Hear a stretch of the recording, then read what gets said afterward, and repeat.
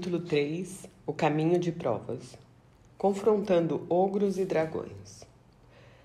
A heroína atravessa o limiar, deixa a segurança da casa dos pais e sai em busca de si mesma. Sobe colinas e desce vales, percorre rios e riachos, atravessa desertos áridos e florestas escuras até entrar no labirinto, indo ao encontro do que está no centro do seu eu. Pelo caminho, ela encontra ogros que a enganam para levá-la a becos sem saída, adversários que desafiam sua astúcia e determinação, e obstáculos que ela deve evitar, contornar ou superar. Ela precisa de uma lamparina, de muitas costuras e de toda a calma possível para fazer essa jornada. Mas estou me adiantando. Por que afinal ela caminha por aí, vagando à noite pelo labirinto? Qual é o tesouro que ela procura e quem é o dragão que o protege? Metaforicamente, ela está sozinha à noite, vagando pelo caminho repleto de provas para descobrir seus pontos fortes e suas habilidades, para revelar e superar seus pontos fracos. É disso que se trata sair de casa e fazer a jornada. O lar constitui a segurança e a proteção do que é conhecido. Faculdade, um novo emprego, viagens e relacionamentos. Tudo isso lhe oferece oportunidades para olhar e experimentar suas qualidades positivas e os aspectos negativos de si mesma, que ela projeta para os outros. Ela não pode mais culpar pais, irmãos, amigos, namorados ou o chefe pelo resultado de sua vida. Agora é hora de olhar para si mesma. A tarefa é pegar a espada da verdade dela, encontrar o som da voz dela e escolher o caminho do destino dela. É assim que ela encontrará o tesouro de sua busca.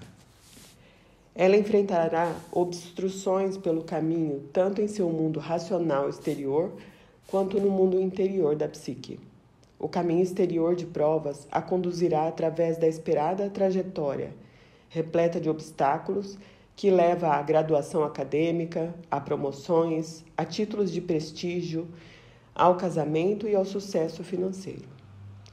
Os dragões estarão lá, guardando a dádiva, dizendo-lhe que ela não vai conseguir, que ela na verdade nem quer fazer isso, que há muitas outras pessoas mais qualificadas na sua frente. Às vezes, esses dragões serão assustadores e terão alguma semelhança com pais, professores e chefes. O dragão mais desafiador de todos, porém, é o réptil da sociedade, que lhe diz sorrindo: sim, querida, você pode fazer tudo o que quiser. Enquanto continua sabotando seu progresso, oferecendo menos oportunidades, salários baixos, poucas opções de cuidado para os filhos e promoções demoradas. Na verdade, o que esse dragão está dizendo é: sim, querida, você pode fazer tudo o que quiser, desde que faça o que nós queremos. Ogros aparecerão no caminho da heroína para testar sua resistência, sua determinação e sua capacidade de estabelecer limites. Colegas de trabalho vão irritá-la, conselhos profissionais vão mudar suas exigências e namorados vão declarar que nunca amaram de verdade. Ela será tentada por jogos de sexo e manipulação, disfarçados de condições para obter poder, realização e amor. Ficará lisonjeada ao pensar que chegou à terra do poder e da independência, embora tudo o que tenha recebido tenham sido os talismãs do sucesso. Ao longo da jornada interior, ela encontrará as forças das próprias dúvidas, de sua autoaversão, sua indecisão, da paralisia e do medo. Embora o mundo exterior talvez lhe diga que ela é capaz, a heroína trava uma luta contra demônios que lhe dizem o contrário. Eu não sou capaz. Eu sou uma fraude. Se eles soubessem como eu realmente era, nunca teriam confiado em mim. Eu não quero me destacar. Se eu tiver sucesso, eles vão me odiar. Era muito melhor quando alguém tomava conta de mim. Eu não mereço. Se eu fosse uma mulher de verdade, iria querer me casar e ter filhos. A ladainha continua e serve para minar sua clareza, sua autoconfiança, sua ambição e seu valor próprio. Os dragões que ciosamente guardam o mito da dependência, o mito da inferioridade feminina e o mito do amor romântico são adversários temíveis. Essa não é uma jornada para covardes. É preciso uma coragem gigantesca para esquadrinhar suas próprias profundezas. O mito da dependência. Dependência e necessidades. Essas são palavras sujas para as mulheres. Embora a dependência seja um estágio normal do desenvolvimento tanto para meninas quanto para meninos, a palavra dependente costuma ser mais associada às mulheres. As meninas não são incentivadas à independência. Não recebem o mesmo apoio que os meninos para serem autônomas. Pelo contrário, as meninas são encorajadas a manter uma relação de dependência com os pais e a família e, depois do casamento, com o marido e os filhos. Espera-se das mulheres que elas cuidem das necessidades de dependência dos outros. Elas são treinadas desde a infância para antecipar essas necessidades. Ouviram a mãe dizer: "Você deve estar com sede. Quer alguma coisa para beber? Você teve um longo dia, deve estar cansado. Quer descansar um pouco antes do jantar? Você deve estar muito decepcionado por não ter conseguido a vaga no time." Ao aprender a antecipar as necessidades dos outros, elas esperam, consciente ou inconscientemente, que suas necessidades também sejam antecipadas e atendidas. Quando descobre que suas necessidades não estão sendo levadas em consideração, a mulher sente que há algo de errado com ela e pode até se envergonhar de ter necessidades também. Se a mulher tem que pedir que atenda uma necessidade sua, ela é percebida tanto pelos outros quanto por si mesma como exigente, carente e dependente. A verdade, no entanto, é que ela apenas tem necessidades normais que podem não ter sido atendidas pelo marido, pelo namorado, pelos amigos e amigas ou pelos filhos. Estas podem incluir ter um tempo para si mesma, um quarto próprio, alguém para ouvi-la, um abraço amoroso ou a oportunidade de se dedicar aos próprios talentos. Quando as necessidades normais são negadas, ela começa a sentir que não tem o direito de se dedicar às atividades que atendem aos seus desejos. E, de alguma forma, começa a supor que não tem direito nenhum. Algumas mulheres agem de forma dependente para afagar o ego do parceiro ou para protegê-lo. Há uma regra não dita nos relacionamentos que propõe que, para o marido ser forte, a esposa tem que ser fraca. Esse mito afirma que, se um dos parceiros se diminui, o outro pode ser bem-sucedido. O poder dele cresce à custa da fraqueza dela. E isso não se limita às relações heterossexuais. Nossa heroína entrega seu eu ao outro, ao marido, ao colega de trabalho, ao namorado ou aos filhos, para que estes possam ganhar sua individualidade. Esse presente, entre aspas, ou sacrifício inconsciente de si mesma para o outro, lhe proporciona uma sensação de valor próprio e ajuda a manter o equilíbrio do sistema.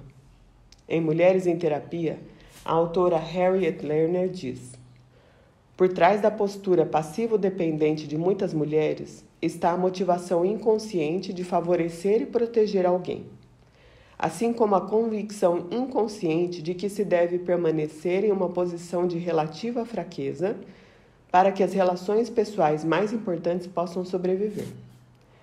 Mesmo mulheres intelectualmente liberadas sentem de modo inconsciente medo e culpa por, entre aspas, ferir os outros, em especial os homens, quando exercem plenamente sua capacidade de pensar e agir de forma independente. Na verdade, as mulheres que começam a definir com mais clareza os termos da própria vida, com frequência são acusadas de diminuir os homens, prejudicar as crianças ou de algum modo serem destrutivas em relação aos outros. Esta postura de colocar o, entre aspas, outro em primeiro lugar é muitas vezes internalizada como um voto não professado pela mulher, mesmo que seu parceiro não espere isso dela ou não deseje algo assim. Essa mentalidade se infiltra no inconsciente da menina quando ela observa a dinâmica familiar.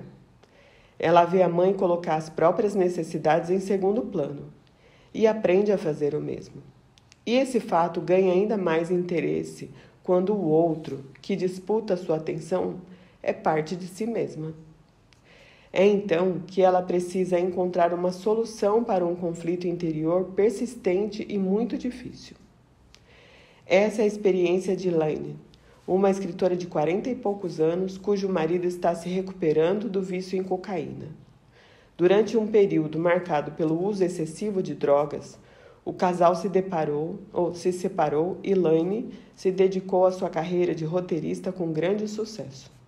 Agora que os dois fizeram as pazes e ele está em recuperação, ela tenta constantemente conciliar a própria necessidade de escrever, de ser independente e contribuir para a renda familiar, com a voz que lhe diz que a dedicação à carreira coloca sua família em risco. Elaine está presa nas garras do dragão de duas cabeças, uma criatura nojenta que se queixa e briga o tempo todo para decidir quem vai receber a maior parte do seu tempo e sua energia. A escritora nunca fica satisfeita e a mãe acaba se sentindo desvalorizada e mal amada. A luta contínua esgota a sua criatividade e a deixa em um estado de exaustão mental e emocional. Pedi a Elaine que escrevesse um diálogo travado entre as duas cabeças do dragão. Nessa conversa, ela observa que a mãe fala com uma voz suave e apologética, e a escritora tem uma voz forte e zangada. Às vezes elas se confundem e não sabem direito quem são. O dragão de duas cabeças. Escritora, começa a atrapalhar. Você está atrasada. Já não terá tempo suficiente. Além disso, você demora demais no aquecimento. Anda logo. Mexa-se. Deixa essa outra pessoa para lá. Mãe, mas eu sou essa outra pessoa. Eu sou a verdadeira você. Escritora, eu é que deixo você pensar assim. Mãe, eu sou a pessoa que se levanta pela manhã e arruma as camas, dá comida às crianças, lava a louça, põe a casa em ordem. Eu tenho que fazer isso. Escritora, por quê? Isso me atrasa, me atrapalha. Mãe, se não fosse por mim... Escritora, se não fosse por você, eu teria mais tempo. Mãe, se não fosse por mim, você teria desistido. Eu lhe dei uma razão para continuar, uma razão de ser. Eu sou sua âncora. Escritora, você está me puxando para baixo. Você me afoga com as suas necessidades. Você me esgota. Você me faz acordar já cansada. Não consigo parar de pensar em você e nas suas necessidades, nas necessidades deles. Você não consegue ver a diferença. Você me esgota. Você me dá os seus restos. Mãe, eu é que estou esgotada. Nunca sobra o suficiente de mim. Eu nunca faço o suficiente. Eles gritam pedindo mais, mais de mim. Eles, as crianças, o marido, os outros, mais e mais. E eu quero fazê-los felizes. É muito difícil. Eles sempre querem mais e você quer mais. Escritora, eu mereço mais. Mãe, eu mereço mais. Eu mereço estar viva. Poder fazer xixi sozinha quando eu quiser, quando eu precisar.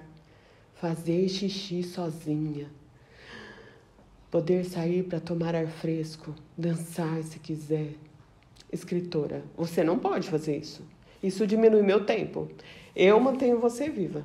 Eu sou seu ar fresco. Se não fosse por mim, você já teria se entregado há muito tempo. Mãe, se não fosse por mim, você teria desistido. Escritora, não me interrompa. Mãe, você que me interrompeu. Escritora, eu deveria, eu mereço. Mãe, e eu mereço mais, eu quero mais. Escritora, o quê? O que você quer? Mãe, tempo. Escritora, eu quero mais tempo, você não pode ter mais. Mãe, eu quero me sentir bem, quer dizer, esqueça o bem. Me sentir melhor já estaria bom. Escritora: eu quero isso mais do que você. Quando você se sente bem, eu me sinto bem e eu posso continuar com as coisas. Mãe: então me deixe me sentir bem. Comigo mesma. Escritora: isso é problema seu. Boa sorte, otária. Mãe: eu preciso disso. Eu preciso de mais. Escritora: mais tempo? Então durma menos. Mãe: mas eu estou tão cansada. Escritora: então não mexa comigo. Fique fora do meu caminho. Fique quieta. Mãe: não consigo. Escritora: eu sei. Eu também não consigo. Esse diálogo exaustivo se repete sem parar, com ligeiras variações dentro de cada mulher que precisa lutar para manter seu eu, sua individualidade, e é reforçado por imposições culturais e familiares que dizem que todas as outras pessoas é em primeiro lugar. A consideração por sua autonomia, seu crescimento e seu desenvolvimento vem em segundo, terceiro ou quarto lugares. Para enfrentar esse mito da dependência, nossa heroína precisa descobrir as atitudes tácitas de sua família em relação à dependência feminina e como ela internalizou ou não essa situação para conseguir manter o sistema em equilíbrio. Mulheres que superaram a própria mãe experimentam uma considerável dose de culpa e ansiedade. Elas sentem que seu sucesso é uma traição à relação mãe-filha e se culpam por terem deixado a mãe para trás.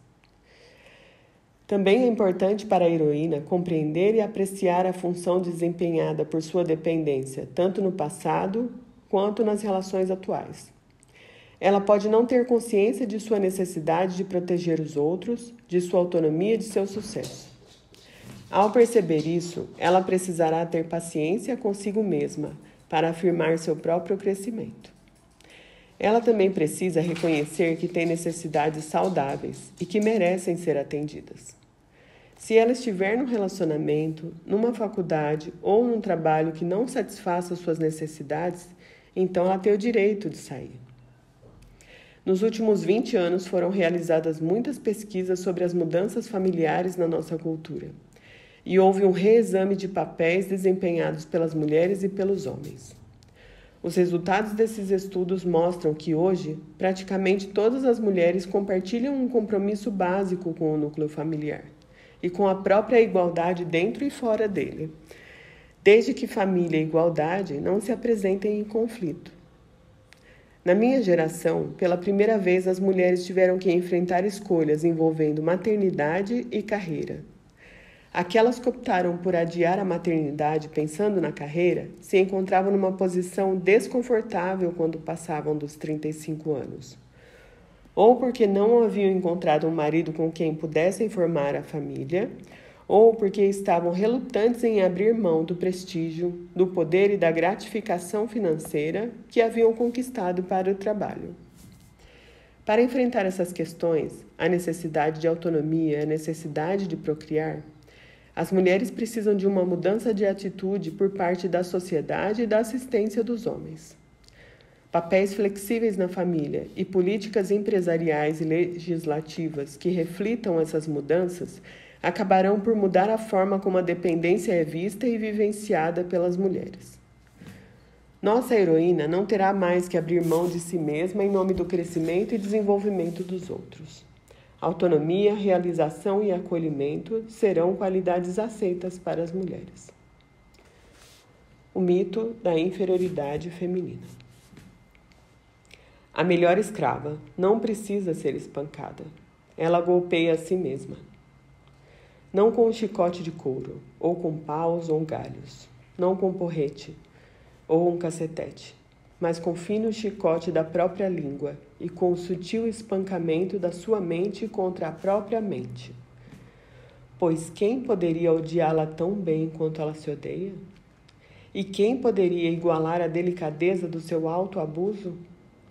Anos de treinamento são necessários para isso. Erika Jong. Como a sociedade rebaixa as qualidades femininas, é improvável que a mulher se valorize como mulher. Ela é vista e se vê como carente e age a partir do mito da inferioridade.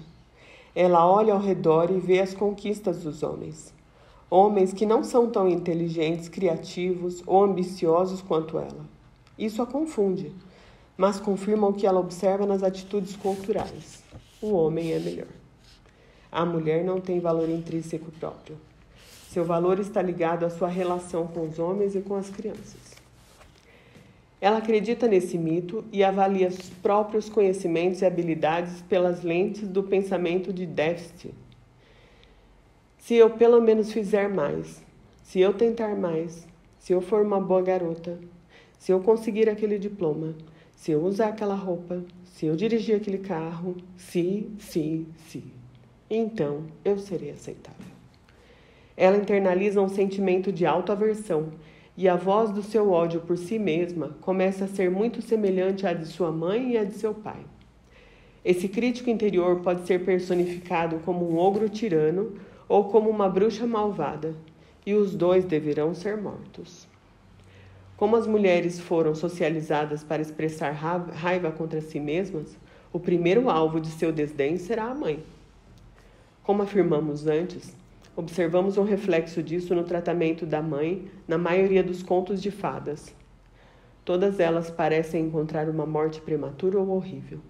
Em geral, costumo sugerir às minhas clientes que, em vez disso, mandem suas incômodas críticas femininas para relaxar e descansar numas férias do Havaí. Matando o ogro tirano. Sonho que estou fugindo de uma multidão furiosa. Estou com o Papa nas câmaras fúnebres do papado. A sala está cheia de sarcófagos, cada um com a efígie do seu respectivo dono. Ele pega sua espada e enfia na face de um dos seus predecessores esculpida na pedra. Ouvimos detratores vindo em nossa direção por todos os corredores. Não há nenhuma rota de fuga segura.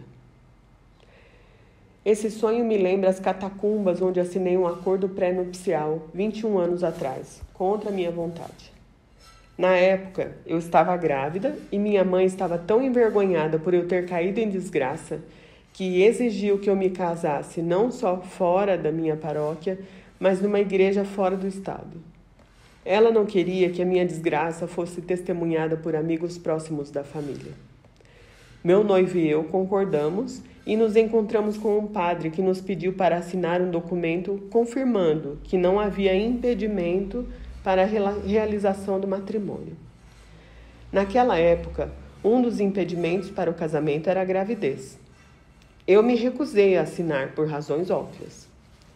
O padre me levou até o subsolo, até as entranhas da igreja, para me encontrar com seu superior. Esse monge corpulento estava do outro lado da mesa, com um hábito marrom esticado e quase abrindo nas costuras. E me disse que não poderíamos nos casar a menos que eu assinasse o papel. Perguntei como poderia assiná-lo, sabendo que eu estava grávida. Ele me respondeu que isso não era importante. Estava assustada, me sentindo humilhada, mas também incrédula de que a igreja queria que eu mentisse por uma questão de conveniência. Eu me recusei a assinar. Frustrado, o monge deixou a cela de pedra, que era seu escritório, e me pediu que reconsiderasse minha decisão. Dali a poucos minutos, meu noivo entrou e me pediu que cedesse, para que pudéssemos sair da casa de Deus com suas regras e sua hipocrisia. Fiquei chocada com sua sugestão, porque eu pensava que ele me resgataria e os mandaria embora. Em vez disso, ele uniu forças com os padres. Eu cedi por vergonha e cansaço. Sou uma mulher diferente hoje. Essas antigas imagens de poder e autoridade masculinos não têm mais força que tinham sobre mim. Pego a espada do Papa e a finco profundamente na face dessa antiga figura de pedra. Não preciso mais agradar, dizer sim ou ir contra minha vontade. Agora tenho escolha e a coragem de exercê-las. Para destruir o mito da inferioridade, a mulher precisa carregar a própria espada da verdade, afiando a lâmina sobre a pedra do discernimento. Como grande parte da verdade das mulheres foi obscurecida por mitos patriarcais, elas devem desenvolver novas formas, novos estilos e uma nova linguagem para expressar o próprio conhecimento. Toda mulher precisa encontrar a própria voz.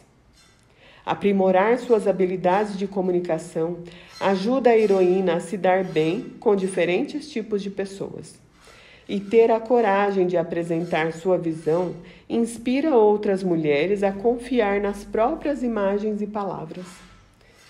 Quanto mais vemos arte feminina, poesia e peças de teatro femininas, trabalhos de danças coreografados por mulheres e ambientes de trabalho projetados por mulheres, mais valorizamos a voz da mulher.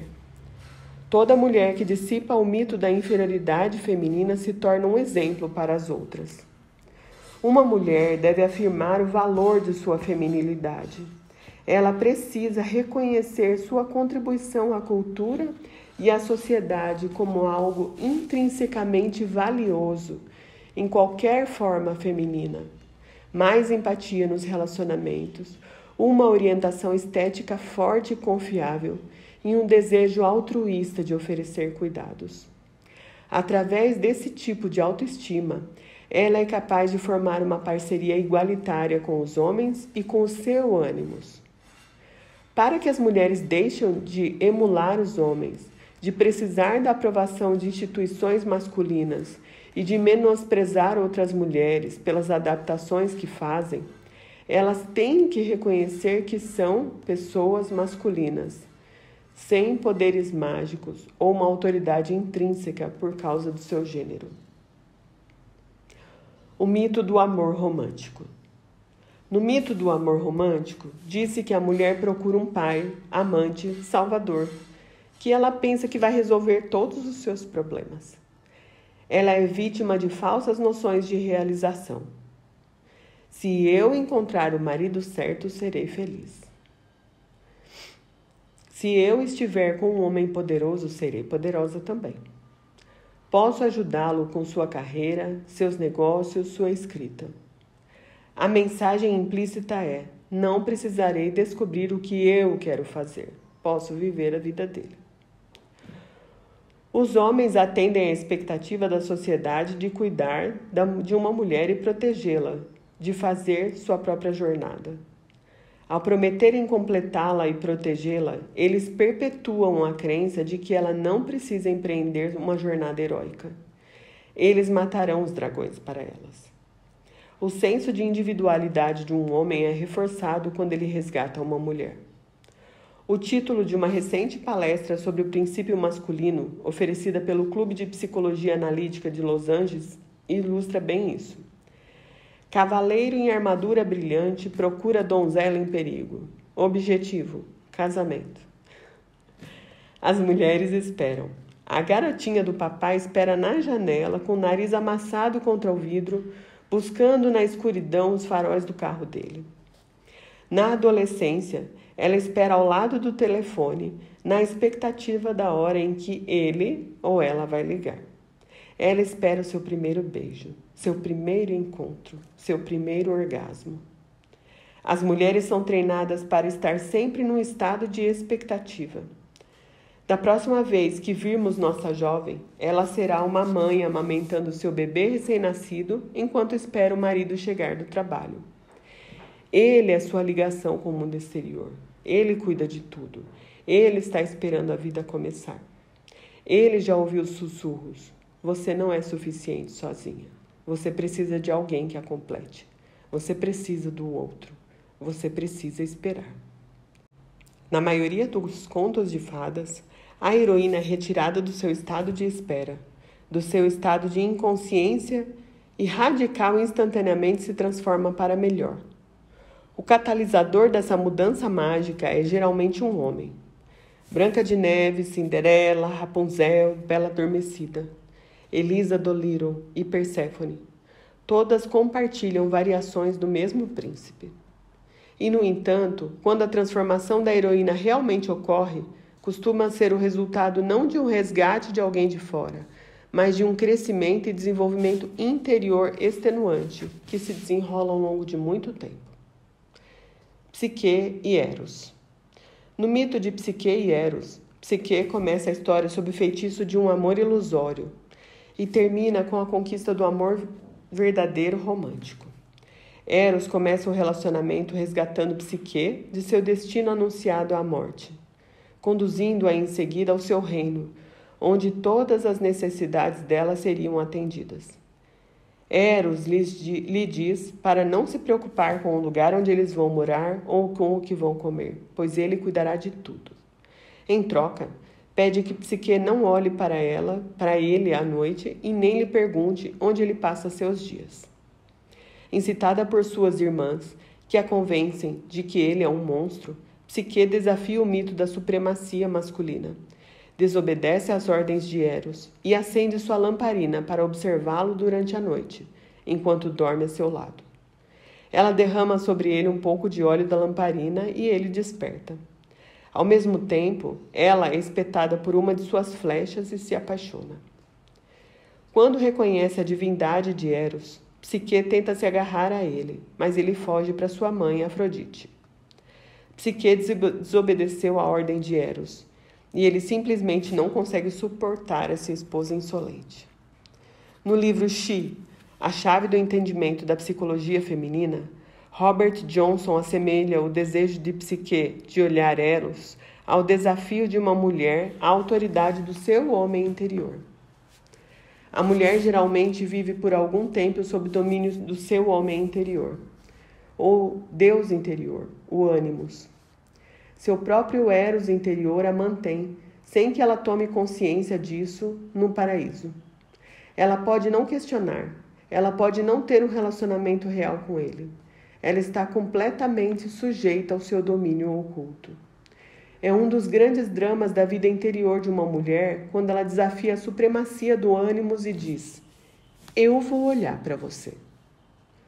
Quando Eros a abandona, Psique, tomada pela dor, tenta se afogar, mas Pan sugere a ela que peça à deusa do amor que a ajude em sua busca por Eros. Ela vai até Afrodite, que com grande desdém impõe a Psique uma série de provações cada vez mais difíceis. Psique aprende primeiro a tarefa de discernir, organizando uma enorme pilha de diferentes tipos de sementes.